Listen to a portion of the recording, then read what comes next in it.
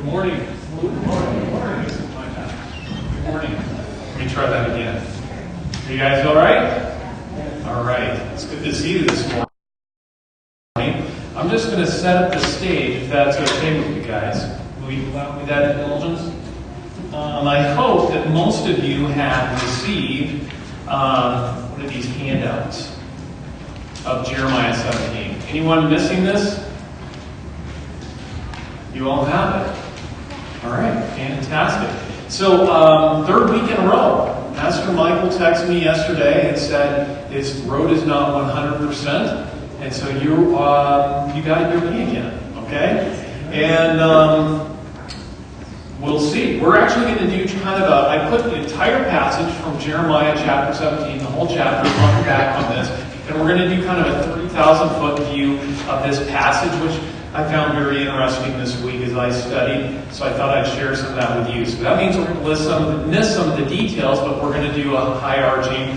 And because this was not a planned, intentional, like I didn't do a PowerPoint, so I'm going low-tech again. I'm just putting the passage on this paper for you, and it's partly because the version that I prefer is not the version that's the Pew Bible version, right? You guys who worship and hear me regularly, you know that I really like this version called The Voice. And The Voice is, it's really where they put together scholars with poets and musicians. So the wording wasn't just accurate, or the meaning wasn't just conveyed, but also it sounded nice. And so I really appreciated it. So this is just an example of the version called The Voice, which you can take home, right? And then you can look at this as well in your own personal time and dig a little deeper. As we begin, let's just talk about Jeremiah, who he was and what he did in his ministry. So Jeremiah was a long-standing prophet. He actually ministered to not Israel, but to Judah, all right, to the southern tribe. And he was a prophet to Judah for close to, I think, around 40 years. So a long time, right? And Jeremiah was known as the weeping prophet. Okay, he would just cry. He wore his heart on his sleeve in some ways, but I think it's partly because no one listened to his message. But that wasn't uncommon for prophets of God. No one would listen to his message, and in fact, they hated him so much. His own people imprisoned him. They made sure he couldn't leave the city, because he predicted the destruction of Jerusalem. And so they said, you're going to be here when all of this goes down. And so they imprisoned him. And believe it or not, he survived the siege on Jerusalem, where many did not. God delivered him. And the history books say that he ended up down in Egypt, and that's where he died. Was down in Egypt, but he wasn't a prisoner or hostage or anything like that. So we're going to look at this. And when we talk about Judah, what we're talking about is a nation that's in moral decline. All right? It's a time in Israel's history where they have been on this moral slide. Now, I've heard it said, and people have talked about this a lot from sermons that I've heard. When we look around at the world today, many of us might conclude, as we see what's going on, that we are living, like Jeremiah, in a time in Earth's history where there seems to be some moral decay. All right? There's some moral decline. Would you agree with that? How many of you would think that's true? All right? And I think in some ways that's a constant. There's always groups, there's always individuals, but this has become more global. And so one of the issues that he's going to talk about in this passage is really this moral decay, or we'll put decline. All right? So that's the first thing that he's going to talk about. The second thing that we're going to look at, sorry, I like the whiteboard, I really do. You probably can't read it, it's probably got some glare. I still like it, all right? And I guess you'll have to live with it. And I have horrible handwriting. It's great. So this is the first thing, but actually, moral decay is not so bad when it's on its own. And you're thinking, okay, where is this sermon going? I don't understand. Moral decay is moral decay is moral decay. Moral decay is not the total problem. That's bad. But the real problem is when you pair it with other things. And in particular,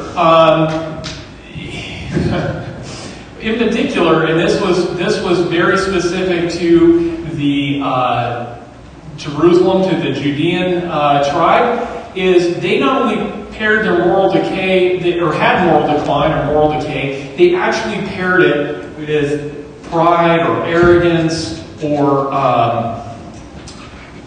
what's another word that we could use? Not only just pride and arrogance, they actually they just would no longer live. It's like, I am right, you're wrong. It's oppositional.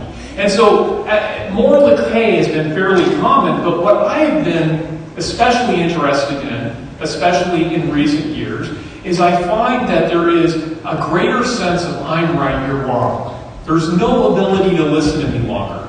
There's these fixed points where I'm smart, you're dumb, I'm right, you're wrong, and there's no discussion. There's no finding middle ground. There's no, come now, let us reason together, right? Though your sins be as scarlet, we can make them as white as snow. And we see that in our political landscape. We see that in almost everything in life. And so families, over and over again, I talked to a woman after Thanksgiving and said, hey, how was Thanksgiving with your family? And she's like, don't even talk to me about Thanksgiving. It was a dumpster fire. And I think that somehow my mic is not on. Is that correct? No, it's on. Is it on? It's on. Okay, something changed. Maybe it was something back here.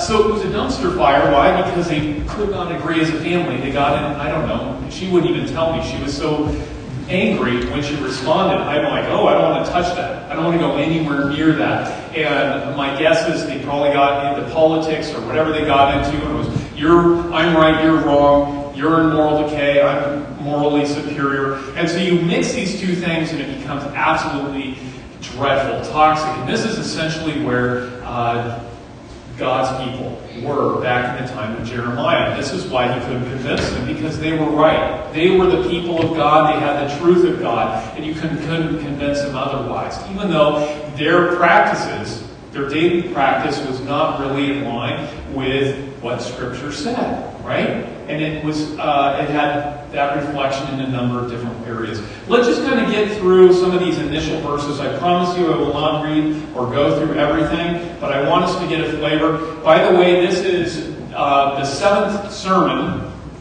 in Jeremiah. So he kind of goes through and he has these different messages that he's recording. This would be his seventh message.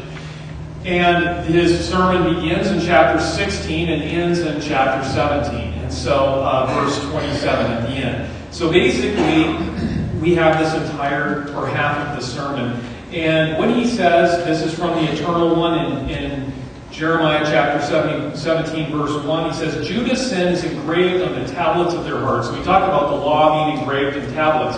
And this is the hearts of God's people. Their hearts are of stone. All right, and he talks about this renewal in Jeremiah 30 or 33, I can't remember, where though your heart be as stone, I will make it soft as flesh. You remember this whole thing? But here he says that their heart their sin is engraved in their hearts of nature like stone, and they're engraved with an iron tool tipped with a diamond point. All right. Their children remember their pagan altars and their sacred poles used in idol worship beside leafy green trees on high hills. And I will see that my mountain in the land is your nation's wealth, and all the treasures will be handed over as plunder to your enemies, and will be given your pagan high places to pay the cost for your sins you committed over all of it, Judah. And what he's basically saying is, you claim to have the moral high ground, but pagan practices were historically present in you as a group, and that paganism is still living in your hearts. It's still guiding your behavior, even if you are worshiping on the top of every hill. You're still not living or fulfilling my command and my law. And so the pagan part of you is embedded in your core, in the core of your being, and as a result, you're going to lose my blessing. Right? And so the hope is that they can receive the blessing of God. And he says in verse 4, you'll let this inheritance I gave you slip through your fingers, and I will make you slaves to your enemies in a land you have never known, because you have stirred my anger into a roaring fire that will last forever. And then he says this, Cursed, and I think this is a great passage, you've probably heard it before, verse 5. Cursed is the one who trusts in human strength and abilities of mere mortals. His very heart strays from the eternal. And this is what it is, right? When people put their trust in themselves rather than in God, they're going to have their problems. They have a moral decline, but they have no way of seeing it. They have no way of uncovering that or masking that. And so they're constantly deceived. They're constantly sick.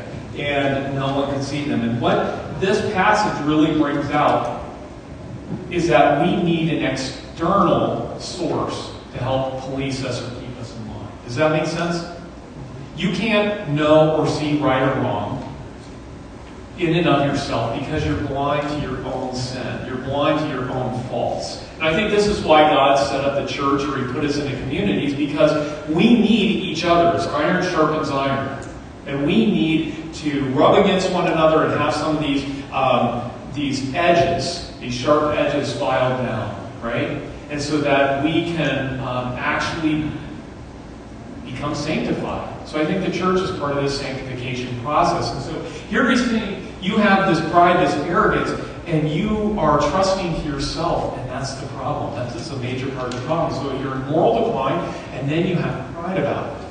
And this is the problem. So it doesn't matter how often he shares the same kind of message, it never seems to get through. I want to just real quick.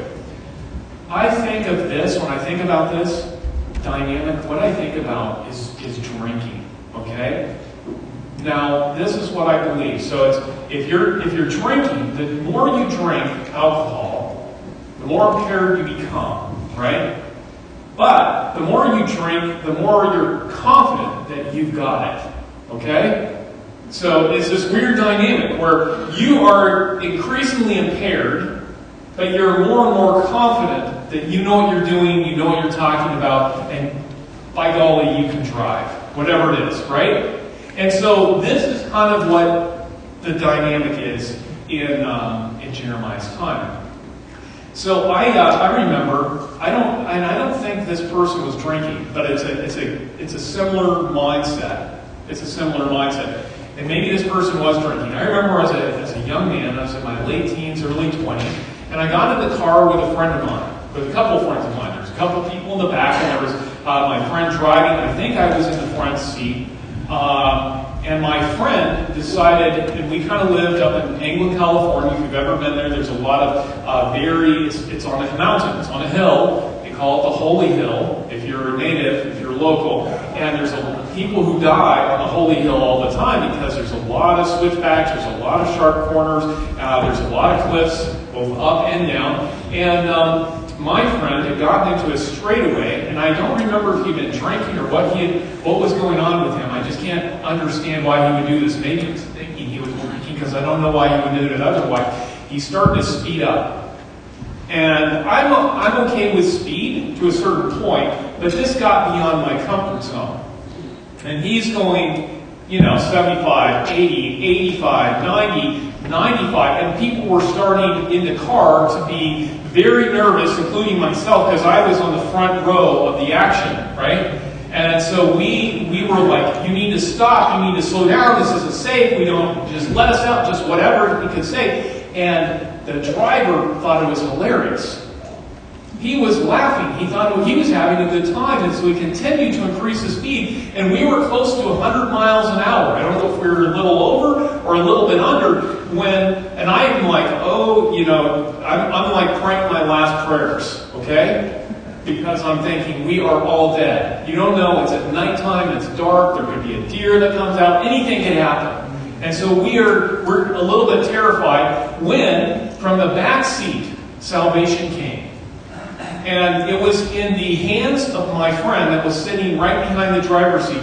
He just gently reached forward. He put his hands around the driver's neck, throat, and he began to squeeze. He began to squeeze the life out of this guy because he's like, you are going to go first, my friend, right? Like, you are not safe right now. You may have all the hubris and all the pride that you are safe, and you are not. You are not safe. And it was amazing. He actually slowed the car down. Afterward, I thought, I don't know how he got that genius idea. I was literally just thinking, I'm done. Right? This guy took matters into his own hands, quite literally. Right? He wasn't going to be an innocent bystander. So essentially, this is what Jeremiah is doing. He's trying to reach into the front seat, and he's trying to put his hands around the throats of the Judeans and say, you need to listen to reason. You're speeding, you're going off of a cliff, and you have full pride and arrogance as you do it. It's almost like you're saying, watch me now, and you're proud of it. And he says, this is not going to end well. This is going to end in death and slavery and all of these things. Does it make sense? And so we need someone to intervene because Jeremiah, his message wasn't getting through. And so the first thing that really needs to happen is there has to be some humility, right? This has to be taken care of. This pride and this arrogance, because if that pride and that arrogance stay in place, you're never going to get back on the rails because all of us think, I'm right, I'm right. I'm right politically, I'm right from a spiritual setting. I mean, I'm a Seventh-day Adventist. How much more right can you get, right? You can't. That's why we're Adventists. And so we say, we're so right, and this becomes part of our problem. And so when we stop fulfilling the law of God, we don't see it because we are Adventists. Guys, my name's on the books. Your names are on the books, and they might as well be the books of life in heaven, right? And so this is kind of like we've arrived. And so you can be morally, you can be not listening, not learning, not growing. You can actually support things that are not Christian, and you're okay, at least in your own mind. And so here over and over again, Jeremiah has these beautiful passages, and I really think Jeremiah 17 is a very beautiful chapter. He says, verse 9, and this is, I think, beautiful. He says, the heart is the most devious and incurably sick. Who can understand it? Okay, you are so sick you can't even understand it. Right? You are inebriated and you're behind the wheel. Who can stop you? And verse 10 is, it is I, the Eternal One, who probes the innermost heart and examines the innermost thoughts. And I will compensate each person justly according to his ways and by what his actions deserve. And so God says, you need this external source. Right? You need this external law. It would be great to think, hey, all of us, we don't need law. We don't need law. And yet we know as a society, as a civilization, that's not true. I don't think there's a country or on the planet that does not have a police force or some military or something to enforce the law of that nation, right? And it's not because it's a nice add-on. This is like a necessity. It's a necessity because we, by our very nature, are unable to fulfill the law. And so we need to be policed. We need a way to grow or to be healthy or to stay within the lanes. Does it make sense? And so here God says, I will be the source of your compliance, but you have to trust me. You have to humble yourself and trust me. I will search your heart. I will help you see where you're sick, and I will lead you towards healing. Right? And so he kind of goes back and forth. There's this beautiful thing. And my wife says, make sure you have some positive in here this week. Okay? It's too much heaviness. And I'm going to try. So this is my verse. All right, babe, are you ready? Okay, I'm not going to call you out, though. I'm not going to call you out. It's let's start in verse 13 so we just get a little context with this verse 14. So verse 13 says, "O Eternal One, the hope of Israel," because no one's going to help him. I mean, Jeremiah's trying to throttle, Israel's at the wheel, and it just doesn't seem to be working. He says, this is only in God's hand. He says, "O Eternal One, the hope of Israel, all who forsake you will be put to shame. And those who turn their backs on you will be written in the dirt," right? Not in stone, but in the dirt, "because they've forsaken you, the spring of living water." And then verse 14, "Heal me, O Eternal One, and I will be healed. You alone can save me. To you alone do I sing my praise." Right? And so here he's saying, God is the answer, and he will bring healing where no one else can heal. He will bring healing where no one else can heal. And then he starts talking about those who scoff and keep mocking. And they're mocking God. But Jeremiah knows that this is the true source of healing. Today we live in a culture where faith, God, this is kind of passe. All right? Let's not talk about that. Let's talk about the real things that we can put our hands on. Not things that we can't see or touch, right? Taste or smell. And yet, God is, at least the Bible, this passage in Jeremiah 17, it suggests that our source for healing, for help, is not more money. It's not a better political party than the 2 or 3, whatever we have, right? It's not more jobs. It's not more education. God is the answer to the world's problems today, all right? He's the only one who can see clearly enough to actually make decisions. And so all of us need to be humble enough to follow God's lead. Does this make sense? We're going to just real quick look at a couple passages from the second page, the back of the verse. So he talks about the disaster that will destroy. And then this is what's interesting. I just want to look at a couple things because at the end of this message in Jeremiah chapter 17, he tells Jeremiah to take this message of his that we were kind of looking at here to a very specific place. We're going to look at why. He says in verse 19, he says to Jeremiah, "Go stand in the public gate of Jerusalem, the one through which the kings of Judah come and go. Then take up your post at the other gates around the city." All right, why the gates? No, Skip knows, bro. Not going to put him on the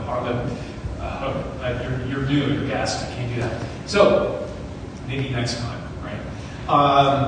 Why the city gates? Well, the city gates, these were important. This is where the rulers of this city, they would sit in the gates and they would judge difficult cases, right? This is where commerce was. This is where often, judgments were made out, contracts were made. When Boaz, went to the city gates to talk about Ruth and if she would be his bride or not, right? If he could be her redeemer, and if they had to exchange his sandal, do all this stuff, right? But anyways, a place of contract. So really, Jeremiah is going to the civic center. He's going to the city's leadership, and he's telling them this message that you're drunk with power, you're at full moral decay, and you don't even know it. You're careening off a cliff. But this is the other interesting thing about the city gates. He says, "Say to them, listen, O kings of Judah, you people of Judah, you citizens of Jerusalem, and all who pass through these gates, listen to the words of the Eternal." This is what he says. "For the welfare of your lives and the good of the city, be careful. Stop violating my Sabbaths by carrying your loads through Jerusalem's gate on the Sabbath day." And then he starts on this whole Sabbath thing and about obedience and listening to God. And what's interesting about this is we're not talking about a day of rest. I mean, we talk about the Sabbath as a day of rest, and that's great. We talk about the Sabbath as a sign or a seal of God's people, and that's great. But really, how he's using the Sabbath is incredible to me. It's very interesting. What he's talking about is he's saying to these people, and a lot of this has to do with finance. This is another theme that's runs throughout this, is you're trying to get wealth, and yet your wealth is going to be taken away from you. You try to get lands, and your lands are going to be taken away from you because you have abandoned your God, right? All your wealth and your lands are going to go to others. And yet, here he says, you're trying to get more wealth because you're allowing trade on the Sabbath day. Traders to come in through the city gates and leave, right? That you don't close those gates, you don't stop the trade, and you think you're getting ahead. And really, what he's saying is it's not even about buying or selling. It's really an issue of trust. He's saying this is an issue of trust because you are doing what's in your best interest. Why? Because in your pride and your arrogance, you believe you know what's best for you. What's going to make you wealthy here on this earth or make you wealthy spiritually. And he says, you have no idea. You have no idea what's going to heal you. You're blind. You need that God. Oh God, search my heart and know my ways. Lead me in the way everlasting. And so he says the Sabbath by its very presence, is actually a rebuke to our own pride and our own arrogance. To say, I thought I knew the path, but like Scripture says, there's a way that seems right unto a man, but the end thereof is a way of death. Right? And so he's using the Sabbath in a very interesting way. I also think of this passage from Isaiah chapter 58, verse 13. He says this, if because of the Sabbath you turn your foot from doing your own pleasure on my holy day, and you call the Sabbath a delight, a holy of the day, honor of the Lord, honorable, in honor, and detest your own ways, forsake your own pleasures, speak your own words, I keep feeling with this mind, then you will call the Sabbath a delight, right? And so he's essentially saying the Sabbath is a way to start to listen again. Not to be right and not to know. It's a time where you can come and you purposefully don't get what you want, and that's good for you. Where you have to stop and listen to what God is saying about you in your life, and that's good for you. And maybe that helps you listen more in a world that's careening off a cliff morally, and it has that kicker of pride and arrogance, I'm right and you're wrong. And maybe somewhere we can start finding that middle ground. And we can start that hill, that climb back towards the righteousness of God rather than the righteousness of man. Does that make sense? So guys, thank you so much for a few minutes of your time this morning. And we'll continue our worship service with some more songs.